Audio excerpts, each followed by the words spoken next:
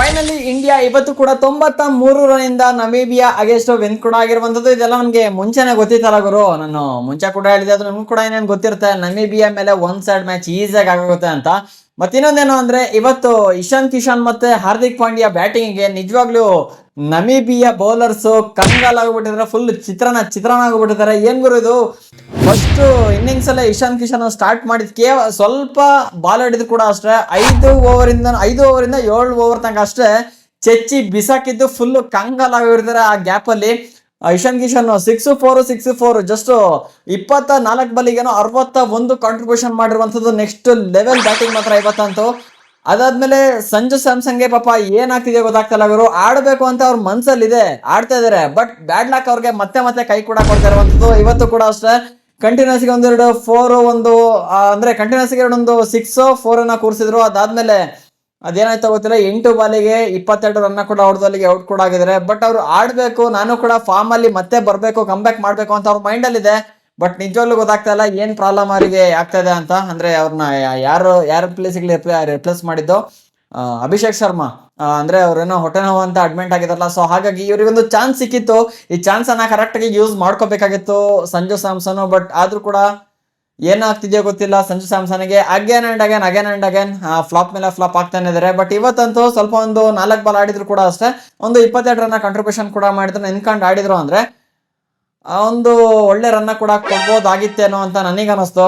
But bad luck ಏನೂ ಮಾಡಂಗಿಲ್ಲ. ಅದಾದ್ಮೇಲೆ ಬಂದಂತ ತಿಲಕ್ ವರ್ಮಾ ಕೂಡ ಅಷ್ಟೇ, ಅವರು ಕೂಡ ಜಾಸ್ತಿ ರನ್ ಕೊಡ್ಲಿಲ್ಲ ಇವತ್ತು, ಕೇವಲ ಒಂದು 20 ಬಾಲ್ಗೆ 21 ರನ್ ಹೊಡೆದ್ರು. ಅದಾದ್ಮೇಲೆ ಸೂರ್ಯಕುಮಾರ್ ಯಾದವ್ ಕೂಡ ಅಷ್ಟೇ ಇವತ್ತಿನ ಮ್ಯಾಚ್ ಅಲ್ಲಿ ಫ್ಲಾಪ್ ಕೂಡ ಆಗಿದ್ದಾರೆ. ಏನ್ ಡೈಲಿ ಮ್ಯಾಚ್ ಅಲ್ಲಿ ಆಡಿ ಅಂದ್ರೆ ಎಲ್ಲಿಂದ ಆಡ್ತಾರೆ ಗುರು, ಅವರಿಗೂ ಸ್ವಲ್ಪ ರೆಸ್ಟ್ ಗಿಸ್ಟ್ ಅನ್ನೋದು ಬೇಡವಾ, ಇಲ್ಲ ಅಂದ್ರೆ ಸ್ವಲ್ಪ ಸುಮ್ನೆ ಇರೋದು ಬೇಡವಾ. ಡೈಲಿ ಮ್ಯಾಚ್ ಅನ್ನ ಆಡಿ ಡೈಲಿ 50 ಹೊಡಿರಿ 100 ಹೊಡಿರಿ ಅಂದ್ರೆ ಎಲ್ಲಿಂದ ಹೊಡಿತಾರೆ. ಇವತ್ತು ಕೂಡ ಅಷ್ಟೇ ಕೇವಲ 13 ಬಾಲ್ಗೆ 12 ರನ್ ಕೂಡ ಹೊಡೆದು ಅವರಿಗೆ ಸ್ಕಾಟ್ಜಿಗೇನೋ ಔಟ್ ಆದ್ರು.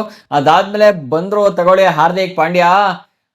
ಏನಾಯ್ತು ಅಂದ್ರೆ ಇಶಾನ್ ಕಿಶನ್ 5 ಓವರಿಂದ 7ನೇ ಓವರ್ ತನಕ ಚಚ್ಚಿದ್ರ. ಅದಾದ್ಮೇಲೆ ಅಲ್ಲಿಂದ 7ನೇ ಓವರಿಂದ ಸ್ವಲ್ಪ ಒಂದು 12 ಓವರ್ ತನಕ ಸ್ವಲ್ಪ ಗ್ಯಾಪ್ ಇತ್ತು ಅಷ್ಟೇ. ಅಷ್ಟು 6-4 ಬೌಂಡ್ರಿ ಬರೋದೇನೋ ಅಷ್ಟು ಕಾಣ್ಲಿಲ್ಲ. 12 ಓವರಿಂದ ಸ್ಟಾರ್ಟ್ ಆಗಿತ್ತು ಆಟ. ಮತ್ತೆ ಹಾರ್ದಿಕ್ ಪಾಂಡ್ಯ ಚಚ್ಚಿದ್ದು 28 ಬಾಲಿಗೆ 52 ರನ್ ಚೆಸ್ ಬಿಟ್ಟಿರುವಂತದ್ದು ಇವತ್ತಿನ ಮ್ಯಾಚ್ ಅಲ್ಲಿ. ನಿಜವಾಗ್ಲೂ ಯಾರ್ದು ಹಾರ್ದಿಕ್ ಪಾಂಡ್ಯ ಮತ್ತೆ ಇಶಾನ್ ಕಿಶನ್ ಬ್ಯಾಟಿಂಗ್ ನೋಡ್ಬಿಟ್ಟು ಇವತ್ತು ಕಂಗಲ್ ಆಗೋಗ್ಬಿಟ್ಟಿರ್ತಾರೆ. ಇದೇನ್ ಗುರು ಈ ಲೆವೆಲ್ಗೆ ಕೊಡ್ತಾ ಇದಾರಲ್ಲ ಅಂತ. ಮತ್ತೆ ಇನ್ನೊಂದೇನು ಅಂದ್ರೆ, ನಮೀಬಿಯಾ ಮೇಲೆ ಆಡ್ತಿದಾರ ಅಂದ್ರೆ 210 ರನ್ ಸ್ವಲ್ಪ ಕಡಿಮೆ ಆಯ್ತು. ಸ್ಟಾರ್ಟಿಂಗ್ ಇಶಾನ್ ಕಿಶನ್ ನಿಂತ್ಕೊಂಡು ಆಡೋದ್ ನೋಡಿದ್ವಿ ಅಂದ್ರೆ ನಾವ್ ಏನಿಲ್ಲ ಅಂದ್ರೂ ಕೂಡ ಒಂದು 240-250 ಆರಾಮಾಗಿ ಚಚ್ಚಿ ಒಂದು ಒಳ್ಳೆ ಟಾರ್ಗೆಟ್ ನ ಸೆಟ್ ಮಾಡ್ತಾರೆ ಅಂತ ಅನ್ಕೊಂಡ್ವಿ. ಆದ್ರೆ ಯಾರಿಂದ ಮೈನಸ್ ಆಯ್ತು ಅಂದ್ರೆ, ಇಲ್ಲಿ ಸಂಜು ಸ್ಯಾಮ್ಸನ್ ಒಂದು ಮೈನಸ್ ಕೂಡ ಆಯ್ತು. ಅದಾದ್ಮೇಲೆ ತಿಲಕ್ ವರ್ಮಾ ಇಂದ ಮೈನಸ್ ಕೂಡ ಆಯ್ತು. ಮತ್ತೆ ಸೂರ್ಯಕುಮಾರ್ ಯಾದವ್ ಕೂಡ ಅಷ್ಟೇ ಇವತ್ತಿನ ಮ್ಯಾಚ್ ಅಲ್ಲಿ ಆಡ್ಲಿಲ್ವಲ್ಲ, ಅದೊಂದು ಮೈನಸ್ ಕೂಡ ಆಯ್ತು. ಬಟ್ ಆದ್ರೂ ಕೂಡ ಕವರ್ ಆಗ್ಬಿಡೋದು. ಯಾವಾಗ ಹೇಳಿ, ರಿಂಕು ಸಿಂಗ್ ಮತ್ತೆ ಶಿವಮ್ ದುಬೆ ಸ್ವಲ್ಪ ನಿಂತ್ಕೊಂಡು ಆಡಿದ್ರನ್ನ ಕವರ್ ಆಗ್ಬಿಡೋದು. ಬಟ್ ಅನ್ಯಾಯವಾಗಿ ಶಿವಮ್ ದುಬೆ ಕೂಡ ಔಟ್ ಆಗಿದ್ದು, ಅದು ರನ್ಔಟ್ ಕೂಡ ಆಗಿದ್ದು. ಏನಾಯ್ತು ಅಂದ್ರೆ, ರಿಂಕು ಸಿಂಗ್ ಓಡಕಂತ ಬಂದ್ರು. ಅದಾದ್ಮೇಲೆ ಇವರು ಶಿವಮ್ ದುಬೆ ಆಲ್ರೆಡಿ ಸ್ಕ್ರೀಸ್ ಅನ್ನ ಬಿಟ್ಟು ಮುಂದೆ ಬಂದ್ಬಿಟ್ಟಿದ್ರು ಮನುಷ್ಯ. ಅದಾದ್ಮೇಲೆ ನಮೀಬಿಯಾ ಅಲ್ಲಿಂದ ರನ್ಔಟ್ ಕೂಡ ಮಾಡಿದ್ರು. ಸುಮ್ನೆ ಅನ್ಯಾಯವಾಗಿ ಔಟ್ ಆಗಿದ್ದು. ಅವರು ಕೂಡ ಏನೇನ್ ಗೊತ್ತಲ್ಲ ಗುರು, ಫಿನಿಶರ್ಸ್ ಇಬ್ರು ಒಳ್ಳೆ ಫಾರ್ಮ್ ಅಲ್ಲಿ ಕೂಡ ಇದಾರೆ. ನಿಂತ್ಕೊಂಡು ಆಡಿದ್ರು ಕೂಡ ಸಿಗಿತ್ತು. ಈ ಕಡೆ ಔಟ್ ಆಗಿದ್ರಲ್ಲ ಯಾರು ತಿಲಕ್ ವರ್ಮಾ, ಸೂರ್ಯಕುಮಾರ್ ಯಾದವ್, ಅವರ ರನ್ನ ಈಸಿಗೆ ಕವರ್ ಮಾಡ್ಬಿಡೋರು ಈ ಮ್ಯಾಚ್ ಅಲ್ಲಿ. ಬಟ್ ಏನ್ ಮಾಡ್ತೀರಾ, ಎಲ್ಲೋ ಒಂದ್ ಕಡೆ ಬ್ಯಾಡ್ ಲಕ್ ಕೂಡ ಇಂಡಿಯನ್ ಟೀಮಿಗೆ ಇವತ್ತು ಆಗಿದೆ. ಆದ್ರೂ ಕೂಡ ಪರವಾಗಿಲ್ಲ, 210 ರನ್ ಸೆಟ್ ಕೂಡ ಮಾಡಿದ್ದಾರೆ. ಅದಾದ್ಮೇಲೆ ಗುರು ಹೋಗ್ತಾ ಲಾಸ್ಟ್ ಒಂದು 18ನೇ ಓವರ್ ಇಂದ ಎರಾಸ್ಮಸ್ ಗೆ ವಿಕೆಟ್ ಬಿತ್ತು. ಅಕ್ಷರ್ ಪಟೇಲ್ ಸುಮಾರು 4 ವಿಕೆಟ್ ಅನ್ನ ಎತ್ತಿಬಿಟ್ಟಿರುವಂತ ಎರಾಸ್ಮಸ್. ಅದಾದ್ಮೇಲೆ ಬ್ಯಾಟಿಂಗ್ ಎಲ್ಲ ಕೂಡ ಆಲ್ಮೋಸ್ಟ್ ಸೆಟ್ ಕೂಡ ಆಗ್ಬಿಟ್ಟಿದ್ರು ಈ ಮನುಷ್ಯ. ಅದಾದ್ಮೇಲೆ ವಿಕೆಟ್ ಕೂಡ ಬಿತ್ತು ಎರಾಸ್ಮಸ್ ಇಂದು. ಸೊ ಓವರ್ ಆಲ್ ಆಗಿ ಇಂಡಿಯನ್ ಟೀಮ್ ನಿಂದ 210 ರನ್ ಸೆಟ್ ಕೂಡ ಮಾಡಿದ್ರು. ಅದಾದ್ಮೇಲೆ 9 ವಿಕೆಟ್ ಅನ್ನ ಲಾಸ್ ಕೂಡ ಮಾಡ್ಕೊಂಡು.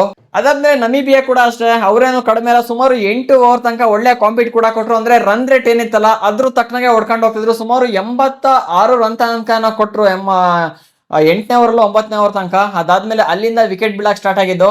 ಕಂಪ್ಲೀಟ್ ಆಗಿ ಕಲಾಪ್ಸ್ ಕೂಡ ಆಗ್ಬಿಟ್ರು, ಯಾರು ಕೂಡ ಆಡ್ಲಿಲ್ಲ. ಸ್ಟಾರ್ಟಿಂಗ್ ಅಲ್ಲಿ ಆಡಿದಷ್ಟೇ ಅವರು ಫ್ರಿಲಿಂಕ್ ಸ್ವಲ್ಪ ಆಡ್ಕೊಟ್ರು. ಅದಾದ್ಮೇಲೆ ಸ್ಟೀನ್ ಕ್ಯಾಂಪ್ 29 ರನ್ ಕೂಡ ಹೊಡ್ಕೊಟ್ಟಿರುವಂತದ್ದು. ಅದಾದ್ಮೇಲೆ ಬಂದಂತ ಎಲ್ಲ ಕೂಡ ಇಲ್ಲಿ ಉದ್ರೋಗಿದ್ದಾರೆ.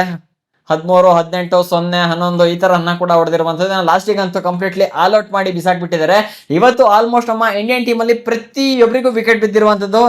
ನಾವ್ ಏನ್ ಯೋಚನೆ ಮಾಡ್ತಿದ್ವಿ ಅಂದ್ರೆ, ಎಲ್ರಿಗೂ ವಿಕೆಟ್ ಬಿದ್ದಿದೆ, ಶಿವಮ್ ದುಬೆಗೆ ವಿಕೆಟ್ ಬಿದ್ದಿಲ್ಲ ಗುರು. ಲಾಸ್ಟಿಗೆ ವಿಕೆಟ್ ಬಿಡುತ್ತಾ ಅಂತ ಅವರಿಗೆ ಒಂದು ಡೆತ್ ಓವರ್ ಕೂಡ ಕೊಟ್ಬಿಟ್ರು. ಅಂತೂ ಅದು ಹಿಟ್ ವಿಕೆಟ್ ಆಯ್ತಾ ಅಂದ್ರೆ ವಿಕೆಟ್ ಬಿತ್ತ ಸರಿಯಾಗಿ ಗೊತ್ತಾಗ್ಲಿಲ್ಲ. ಒಟ್ರಾಸಿ ಲಾಸ್ಟಿಗೆ ಒಂದು ಶಿವಮ್ ದುಬೆಗೆ ಒಂದು ವಿಕೆಟ್ ಕೂಡ ಬಿದ್ದು ಇಲ್ಲಿ ಉಡಾಯಿಸ್ಬಿಟ್ಟಿರುವಂತದ್ದು. ಟೋಟಲ್ ಆಗಿ ವರುಣ್ ಚಕ್ರವರ್ತಿಗೆ 3 ವಿಕೆಟ್ ಬಿದ್ದಿದೆ. ಅದಾದ್ಮೇಲೆ ಇವತ್ತಿನ ಮ್ಯಾಚ್ ಅಲ್ಲಿ ಅಕ್ಷರ್ ಪಟೇಲ್ಗೆ 2 ವಿಕೆಟ್ ಕೂಡ ಬಿದ್ದಿದೆ. ಅದಾದ್ಮೇಲೆ ಉಳಿದವರಿಗೆ ಆರ್ಶದೀಪ್ ಸಿಂಗ್, ಹಾರ್ದಿಕ್ ಪಾಂಡ್ಯ, ಶಿವಮ್ ದುಬೆಗೆ ಇವರಿಗೆ ಒಂದೊಂದು ವಿಕೆಟ್ ಕೂಡ ಇಲ್ಲಿ ಬಿದ್ದಿರುವಂತದ್ದು. ಟೋಟಲ್ ಆಗಿ ಆಲ್ ಔಟ್ ಮಾಡಿ ಇವತ್ತಿನ ಮ್ಯಾಚ್ ಅನ್ನ ಇಂಡಿಯನ್ ಟೀಮ್ ಕಂಪ್ಲೀಟ್ ಆಗಿ ವಿನ್ ಕೂಡ ಆಗಿದೆ. ಇದೇನು ಪ್ರೆಡಿಕ್ಟ್ ಮುಂಚೆನೆ ಎಲ್ಲ ಕೂಡ ಅನ್ಕೊಂಡ್ಬಿಟ್ಟಿದ್ರು, ಈ ಸಣ್ಣ ಟೀಮ್ ಮೇಲೆ ಹೊಡೆದ ದೊಡ್ಡ ವಿಷಯನ ಗುರು ಅಂತ. ನ್ಯೂಜಿಲೆಂಡ್, ಸೌತ್ ಆಫ್ರಿಕಾದ ಮೇಲೆ 250-200+ ಚೆಚ್ಚಿದ್ದ ಟೀಮ್ ಇಂಡಿಯಾ ನಮೀಬಿಯಾ ಮೇಲೆ ಬಿಡ್ತಾರ?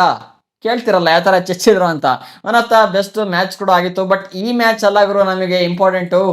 ಫೆಬ್ರವರಿ 15 ಪಾಕ್ ಮತ್ತೆ ಇಂಡಿಯಾ ಮ್ಯಾಚು ನಿಜವಾಗ್ಲೂ ನೆಕ್ಸ್ಟ್ ಲೆವೆಲ್ ಗುರು. ನಾನಂತೂ ಯಾವಾಗ ಭಾನುವಾರ ಆಗುತ್ತಂತ ಕಾಯ್ತಿದ್ದೀನಿ, ನೀವು ಕೂಡ ಕಾಯ್ತಾ ಇರ್ತೀರಾ ಅನ್ಕೊಂಡಿದ್ದೀನಿ. ಸೊ ನೋಡೋಣ ಮ್ಯಾಚ್ ಯಾವ ತರ ಹೋಗುತ್ತೆ, ಎಷ್ಟೇ ತರ ಫೈಟ್ ಆಗುತ್ತೆ, ಏನೇನೊಂದು ಇನ್ಸಿಡೆಂಟ್ಸ್ ಆಗುತ್ತೆ ಅಂತ ನೋಡಕ್ಕೆ ಕಣ್ ಸಾಲಲ್ಲ ಅನ್ಸುತ್ತೆ. ಸೊ ನೋಡ ಏನಾಗುತ್ತೆ ಅಂತ. ಈ ವಿಡಿಯೋ ಇಷ್ಟ ಆಯ್ತು ಅಂದ್ರೆ ದಯವಿಟ್ಟು ವಿಡಿಯೋಗೊಂದು ಹೊಡಿರೋದು ಲೈಕ್ ಅನ್ನ, ಇದೇ ರೀತಿ ಹೆಚ್ಚಿನ ಕಂಟೆಂಟ್ ಆಗಿ ಚಾನಲ್ ಇಗ್ಲೆ ಸಬ್ಸ್ಕ್ರೈಬ್ ಮಾಡ್ಕೊಳ್ಳಿ. ಸಿಗೋಣ ಮುಂದಿನ ವಿಡಿಯೋದಲ್ಲಿ. ಜೈ ಹಿಂದ್, ಒಂದೇ ಮಾತರಂ.